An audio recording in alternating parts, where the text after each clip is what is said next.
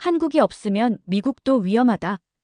그 말을 듣고 처음에는 모두 비웃었지만 이내 모두 인정하고 고개를 끄덕이고 마는데요. 전 세계를 놀라게 한 이승만 대통령의 결정, 그리고 그 결과 미군이 지금까지 한국에 주둔하게 된 충격적인 이유까지 아무도 제대로 알려주지 않았던 진짜 한국 이야기. 지금 시작합니다. 제 이름은 박민준입니다. 스탠퍼드 대학교에서 국제관계학을 전공하고 있어요. 한국에서 태어났지만 5살 때 가족과 함께 미국으로 이민을 갔습니다. 한국에 대한 기억은 거의 없어요. 할머니가 해주셨던 김치찌개 냄새, 비 오는 날 창문에 떨어지던 빗소리, 그리고 엄마 손을 꼭 잡고 비행기에 올랐던 장면만이 어렴풋이 남아있었죠. 그날은 미국과 아시아의 안보 관계를 다루는 수업이 있던 날이었습니다. 저는 교실 맨 뒤에 앉아 있었습니다. 옆에는 조시라는 친구가 앉아 있었습니다. 그는 수업에 집중하지 않고 노트에 낙서를 하고 있었죠. 그는 평소처럼 무심하게 제게 말을 걸었습니다. 오늘 한국 얘기하지. 한국은 그냥 미국이 도와준 나라잖아. 저는 고개를 끄덕였습니다. 저도 그렇게 알고 있었습니다. 한국은 작고 약한 나라. 6.25 전쟁도 미국이 없었다면 벌써 공산화됐을 거라고 들었고, 그나마 지금처럼 잘 살게 된 것도 미국의 원조와 일본의 기술 덕분이라고 배워왔습니다. 그 이상은 생각해 본 적이 없었습니다.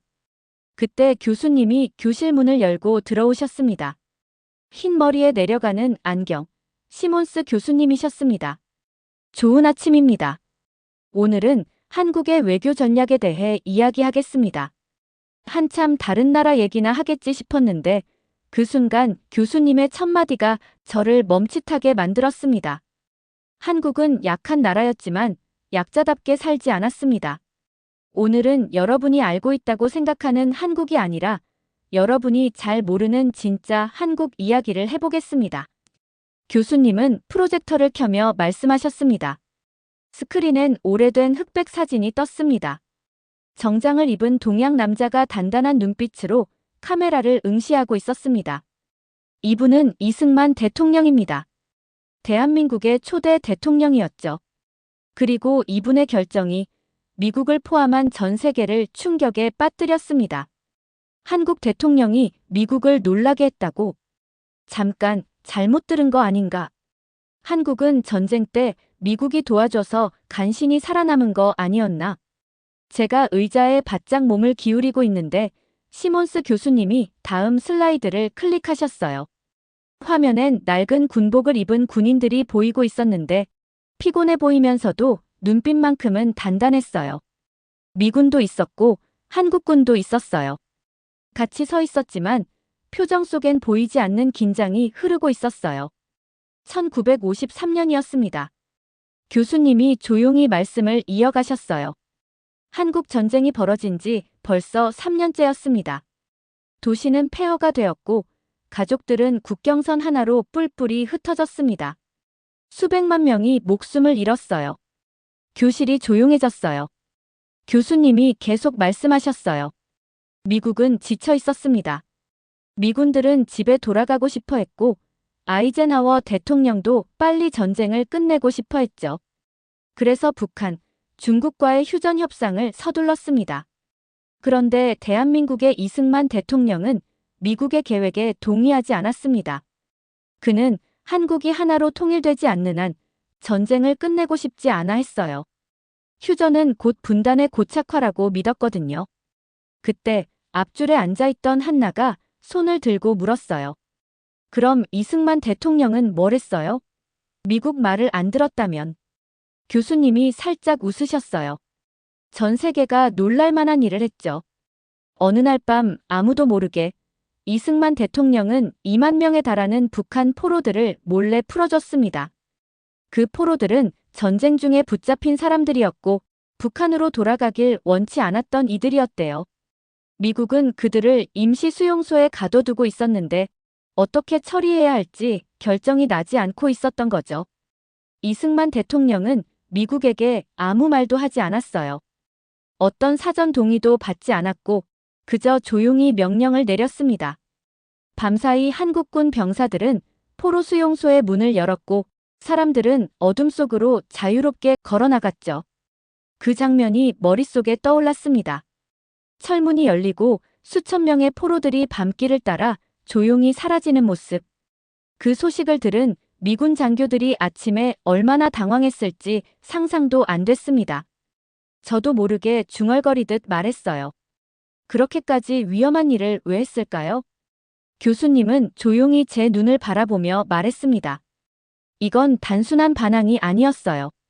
이승만 대통령은 미국이 한국의 목소리를 진지하게 듣지 않는다고 판단했어요. 그래서 강하게 보여줄 필요가 있었던 거죠. 그리고 실제로 그 전략은 효과가 있었습니다. 그 사건 이후 미국은 더 이상 한국을 단순한 도움받는 나라로 보지 않았어요. 그해 10월 한국과 미국은 한미 상호방 위조약을 체결하게 됩니다. 그 조약의 핵심은 단순했지만 강력했습니다. 앞으로 한국이 공격당하면 미국이 군사적으로 개입해 함께 싸운다. 그리고 이 조약 덕분에 전쟁이 끝난 뒤에도 미군은 철수하지 않고 한국에 남게 됩니다. 미군은 전쟁 때문에 임시로 주둔해 있었어요. 하지만 이 조약 때문에 주한미군이 계속 주둔할 수 있는 결정적인 근거가 된 겁니다. 지금도 한반도에 미군이 있는 이유가 바로 이때 시작된 겁니다. 그런데 이 조약은 단순히 한국만을 위한 것이 아니었습니다. 사실상 미국 역시 이 조약을 통해 동아시아에서의 영향력을 확보한 거였죠. 한반도에 미군이 주둔할 수 있는 법적 근거가 생겼고 그것이 바로 미국이 일본, 대만, 중국을 동시에 견제할 수 있는 전진기지가 되었던 겁니다. 다시 말해 한국 없으면 미국도 위험하게 된 것입니다. 그날 밤 이승만 대통령의 결단이 없었다면 오늘날 미국의 동아시아 전략은 뿌리부터 흔들렸을지도 모릅니다. 그날 밤 포로 수용소 문을 열라는 이승만 대통령의 결정 하나가 단지 몇 명을 풀어준 사건이 아니라 한 나라의 외교적 위치를 바꾸고 미래 안보의 기반을 만든 역사적 선택이었던 겁니다. 그리고 그 선택은 전 세계를 놀라게 했습니다. 제 마음속 어딘가에서 작은 불빛이 반짝이기 시작했어요. 처음으로 한국이라는 나라가 자랑스럽게 느껴졌어요. 가장 강한 나라 앞에서도 아니오라고 말할 수 있었던 용기. 그걸 누가 한국에서 했다는 거잖아요. 그때 시몬스 교수님이 또 한 번 슬라이드를 넘기셨어요. 화면엔 동아시아 지도가 떠 있었고 그 위에 붉고 굵은 선 하나가 바다 위를 가로질러 그어져 있었어요. 한국과 일본 사이, 동해 위를 따라 길게 뻗어 있었죠. 교수님은 손가락으로 그 선을 짚으며 말했어요. 이게 바로 이승만 라인입니다. 1952년이었습니다. 한국 전쟁이 끝나기도 전 이승만 대통령은 또 하나의 파격적인 결정을 내립니다. 그건 바로 한국 주변의 바다를 한국 영해라고 선언한 일이죠. 세계에 그리고 일본에 그 사실을 알린 겁니다. 저는 지도에 그어진 선을 바라보며 생각에 잠겼어요. 그 선은 꽤 멀리까지 뻗어 있었고 일본 해역과 맞닿아 있었어요. 교수님이 말을 이으셨어요.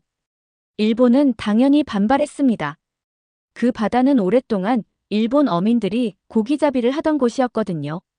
그런데 갑자기 여긴 한국 바다다라고 말하니 당황할 수밖에 없었죠. 다음 슬라이드엔 사진 한 장이 떴어요. 작은 한국 해군 함정 하나가 일본 어선 옆에 서 있었고 한국 해군들이 갑판 위에 서서 굳은 표정으로 바다를 바라보고 있었어요. 이승만 대통령은 단지 선만 그은 게 아니었습니다. 해군에게 직접 명령을 내려 그 해역을 지키게 했어요. 선을 넘는 일본 어선이 있으면 납포하라고 말이죠. 저도 모르게 눈이 커졌어요. 이건 단순한 정치적 선언이 아니었어요. 실제로 행동으로 옮긴 실천이었죠. 하지만 미국은 그의 결정을 지지하지 않았어요. 왜냐하면 일본도 미국의 중요한 동맹국이었기 때문이죠. 두 나라 사이에 갈등이 생기는 걸 미국은 원하지 않았습니다. 그래서 이승만 대통령에게 조용히 하라고 선을 조금 물리라고 설득했어요. 그런데 이승만 대통령은 물러서지 않았습니다. 그 뒤 몇 년 동안 한국은 실제로 이승만 라인을 넘는 일본 어선을 수천 척이나 납포하게 됩니다. 그 당시 한국 해군은 규모도 작고 장비도 부족했어요. 하지만 끝까지 포기하지 않았습니다. 자신들이 지키겠다고 선언한 바다를 말 그대로 지켜낸 거예요. 교수님은 더 많은 사진을 보여주셨어요. 억류된 일본 어민들을 항구로 데려오는 장면도 있었고, 일본 정부가 항해 서한을 보내는 자료도 함께 나왔어요. 그 사진들을 보면서 저는 일제강점기가 떠올랐어요. 몇 년 전까지만 해도 일본의 지배를 받던 나라가 이제는 일본을 상대로 바다를 지켜내고 있다는 사실이 놀라웠습니다. 우리가 배우는 역사에는 빠지는 부분이 많습니다. 그게 중요하지 않아서가 아니라 누가 역사를 쓰느냐에 따라 달라지기 때문이죠. 저는 다시 사진 속 해군들의 모습을 바라봤어요. 그들의 제복은 화려하지 않았고 배도 크지 않았어요. 하지만 자세와 눈빛, 그리고 행동은 너무도 강렬했어요. 그들은 정말 지키고 있었어요. 조용히, 하지만 당당하게. 그 순간 이상하게 마음속에서 울림 같은 게 생겼어요. 나는 그들과 같은 피를 가진 사람이고 그들이 지켜낸 바다 위에 나의 뿌리가 있었던 거예요. 지금까지 저는 될 수 있으면 미국 사람처럼 보이려고만 했고 한국이라는 뿌리는 그냥 잊어버리며 살아왔어요. 그런데 그날 그 사진 한 장이 제 생각을 완전히 바꿔놓았어요. 그 작은 나라가, 그 약해 보이던 나라가 당당히 바다에 선을 긋고 누구의 허락도 없이 자기 주권을 지켜내고 있었던 거죠. 그날 이후 하루가 어떻게 지나갔는지 기억이 잘 나지 않았어요. 수업은 계속되고 있었지만 저는 딴 세상에 와 있는 것 같았어요. 다른 교수님들이 무슨 말씀을 하셨는지도 잘 들리지 않았고 머릿속에는 계속 이승만 대통령, 한국 전쟁, 그리고 작은 배 위에 당당히 서 있던 해군들의 모습이 떠올랐어요. 밤이 되어갈 무렵 저는 결심했어요. 더 알고 싶다. 진짜 한국이 어떤 나라인지 그걸 직접 알고 싶었어요. 저는 시몬스 교수님을 찾아갔어요. 문이 살짝 열려 있었고 안쪽에 교수님이 책과 서류 사이에 앉아 계셨어요. 벽에는 시대별로 달라지는 한반도 지도가 걸려 있었고 구석엔 오래된 사진과 지도가 가득했어요. 저는 인사를 하며 문을 열고 들어갔어요. 교수님이 고개를 들고 미소 지으셨어요. 민준, 어서 와요. 무슨 일인가요? 조심스레 의자에 앉은 저는 약간 긴장된 목소리로 말했어요. 교수님, 오늘 수업에서 들은 이야기 전부 처음 듣는 내용이었어요. 혹시 한국 역사에 대해 더 배울 수 있는 책이 있을까요? 교수님은 잠시 생각하셨고 이내 자리에서 일어나 책장을 살펴보기 시작했어요. 책등을 손가락으로 하나하나 짚으며 고르고 계셨어요. 그러다 파란색 표지에 산 그림이 있는 책을 꺼내셨어요. 이 책은 제가 정말 아끼는 책입니다. 전쟁 이후 한국이 어떻게 변해갔는지를 잘 보여주는 책이에요. 책을 받아들자 묵직한 느낌이 손에 전해졌어요. 교수님은 자리로 돌아가며 말씀하셨어요. 사람들은 종종 작은 나라를 과소평가하죠. 미국이나 중국 같은 강대국만이 세상을 움직인다고 생각해요. 하지만 때론 가장 작은 나라가 가장 큰 놀라움을 주는 법이죠. 그 말이 제 가슴에 깊이 꽂혔어요. 저 역시 한국을 그저 도움을 받는 나라쯤으로 생각해왔던 사람이었으니까요. 감사합니다, 교수님. 다 읽고 꼭 돌려드릴게요. 교수님은 고개를 끄덕이며 웃으셨어요. 천천히 읽어요. 궁금한 게 있으면 언제든 찾아오고요. 그날 밤, 저는 평소처럼 게임을 켜지 않았어요. 대신 책을 펼쳤습니다. 처음은 한국 전쟁 이야기였어요. 수업에서 들었던 내용이라 익숙했죠. 하지만 그 다음부터는 제가 한 번도 접해본 적 없는 이야기들이 펼쳐졌어요. 전쟁이 끝난 1950년대, 한국은 세계에서 가장 가난한 나라 중 하나였어요. 하루에 1달러도 안 되는 돈으로 살아가야 했고, 도시는 폐허가 되었으며, 사람들은 천막 같은 곳에서 하루하루를 버티고 있었어요. 그런데 그 속에서 믿기 힘든 변화가 시작되었어요. 딱 한 세대, 30년 남짓한 시간 동안 한국은 완전히 다른 나라로 탈바꿈했어요. 그저 미국의 원조 때문이 아니었어요. 진짜 힘은 바로 한국 사람들의 손에서 나왔습니다. 그들은 공장을 세우고 학교를 짓고 밤늦도록 공부하고 기술을 익히고 작은 부품 하나부터 큰 산업까지 스스로 만들어가기 시작했어요. 다음 날 저는 도서관으로 향했고 더 많은 책과 자료를 찾기 시작했어요. 인터넷으로 삼성, 현대, LG 같은 기업 다큐멘터리도 찾아봤어요. 그리고 한국 문화가 전 세계로 퍼져나가고 있다는 것도 알게 되었어요. 며칠이 지나자 제 마음속엔 조금씩 변화가 일어났어요. 예전엔 한국이라는 뿌리를 부끄러워했는데 이젠 자랑스럽다는 생각이 들었어요. 이건 바로 나의 뿌리였어요. 내가 태어난 그 나라, 그 사람들이 이뤄낸 이야기였어요. 그리고 저는 결심했어요. 한국에 가야겠다. 진짜 그 땅을 내 눈으로 보고 싶었어요. 국제교류센터에 찾아가 서울 교환학생 신청서를 받아왔어요. 마감까지 얼마 남지 않았지만 포기하고 싶지 않았어요. 그날 저녁 부모님께 전화를 걸었어요. 엄마, 나 다음 학기에 서울로 유학 가고 싶어. 한국을 직접 보고 싶어졌어. 잠시 전화기 너머로 정적이 흐르더니 엄마가 울먹이는 듯한 목소리로 대답하셨어요. 민준아, 정말 고마워. 그 말 듣고 싶었단다. 4개월 후 저는 서울 남산 꼭대기 엔서울타워 전망대에 서 있었습니다. 밤하늘엔 별이 반짝였고 서울 도시는 수천 개의 불빛으로 반짝이고 있었어요. 모든 방향으로 펼쳐지는 그 빛들은 제 눈앞에 거대한 바다처럼 흐르고 있었어요. 그동안 저는 매일 진짜 한국 음식을 먹었고 간단한 한국어로 대화도 할 수 있게 되었어요. 고궁과 IT 센터, 산과 바다, 그 모든 곳을 걸으며 이 나라가 단순히 과거의 기억이 아니라 살아있는 현재라는 걸 실감하고 있었어요. 함께 지내던 호스트 가족은 저를 진짜 가족처럼 대해줬어요. 호스트 어머니는 매 끼니마다 꼭 더 먹으라고 하셨고 한국어 발음을 하나하나 다듬어 주셨어요. 그 따뜻한 손길에서 저는 어릴 적 할머니를 떠올리곤 했어요. 주말엔 부산도 다녀왔어요.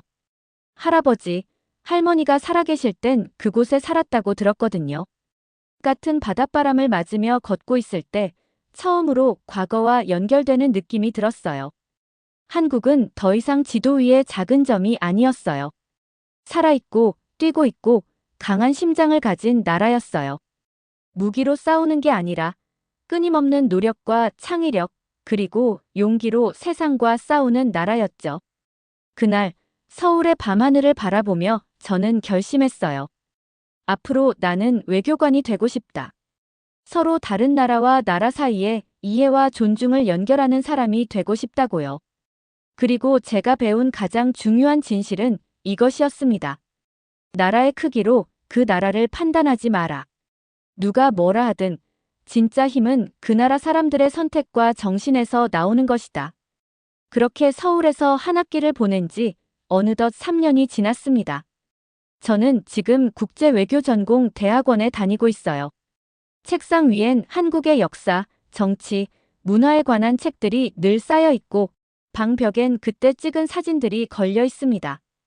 경복궁에서 찍은 사진, 한라산을 등산하던 순간, 명동 길거리에서 떡볶이를 먹으며 웃고 있던 저의 모습이요. 매일 아침, 저는 한국어로 신문을 읽고 발음 연습도 합니다. 아직 유창하게 말하진 못하지만 일상 대화는 무리 없이 들립니다. 가끔 부모님께 전화를 걸면 영어와 한국어를 섞어서 말하곤 해요. 예전엔 상상도 못했던 일이죠. 부모님은 웃으시면서 이젠 진짜 한국 사람 다 됐네라고 하시곤 합니다. 지난달 저는 국제학생 학술대회에서 발표를 했습니다. 주제는 작은 나라, 큰 영향력. 당연히 저는 한국 이야기를 했고 그 외에도 역사책에 자주 나오지 않는 나라들의 놀라운 이야기들을 소개했어요. 발표가 끝난 뒤 한 학생이 다가왔습니다. 그녀는 싱가포르 출신의 유학생이었고 이름은 유나였어요. 그녀는 이렇게 말했어요. 나라 크기만 보고 판단하지 말라는 당신 말이 참 좋았어요. 우리 싱가포르도 늘 작다고 무시당하거든요. 우린 그날 밤 오랫동안 이야기를 나눴습니다. 그녀는 싱가포르가 어떻게 독립했고 작은 도시국가로서 살아남기 위해 얼마나 치열하게 노력해왔는지를 들려줬어요. 그 이야기들은 제가 한국에서 느꼈던 감정과 너무 닮아 있었어요. 이제 제가 가장 좋아하게 된 건 바로 이런 이야기들을 찾아내고 나누는 일이에요. 세상 모든 나라엔 숨어있는 용기와 지혜, 강인함의 순간들이 분명 존재합니다. 그 이야기들은 기억될 가치가 있어요. 그리고 누군가는 그걸 알려줘야 해요. 시몬스 교수님은 작년에 정년 퇴임하셨어요. 은퇴 기념 모임에서 저는 교수님께 조용히 감사 인사를 드렸습니다. 교수님은 웃으시며 말씀하셨어요. 민준, 내가 한 건 단지 문을 열어준 것뿐이야. 진짜 어려운 건 자기가 알고 있던 걸 의심하는 거야. 넌 그걸 해냈지. 다음 달이면 저는 다시 한국으로 떠납니다. 한국 외교부에서 1년간 인턴십을 하게 되었어요. 이 소식을 들은 엄마는 전화를 받자마자 눈물을 흘리셨어요. 표현이 많지 않은 아버지는 조용히 한마디 하셨어요. 네, 할아버지, 할머니가 정말 자랑스러워 하실 거다. 이제 저는 제 뿌리를 잊지 않고 다른 나라와 사람들을 다르게 바라볼 수 있게 되었으니까요. 이 여정을 통해 제가 진짜로 배운 가장 중요한 건 바로 이 한 가지입니다. 절대 나라의 크기로 그 나라를 판단하지 마세요. 누군가에게 들은 이야기만으로 그 나라를 다 안다고 생각하지 마세요. 진짜 힘은 그 나라의 국민이 어떤 선택을 해왔는지에 달려 있어요. 저는 한때 세상을 안다고 생각했어요. 이제 막 이해하기 시작한 것뿐이라는 걸 압니다. 그리고 저는 지금도 매일 새롭게 배우고 있습니다. 지금까지의 이야기가 여러분께도 작은 울림이 되었길 바랍니다.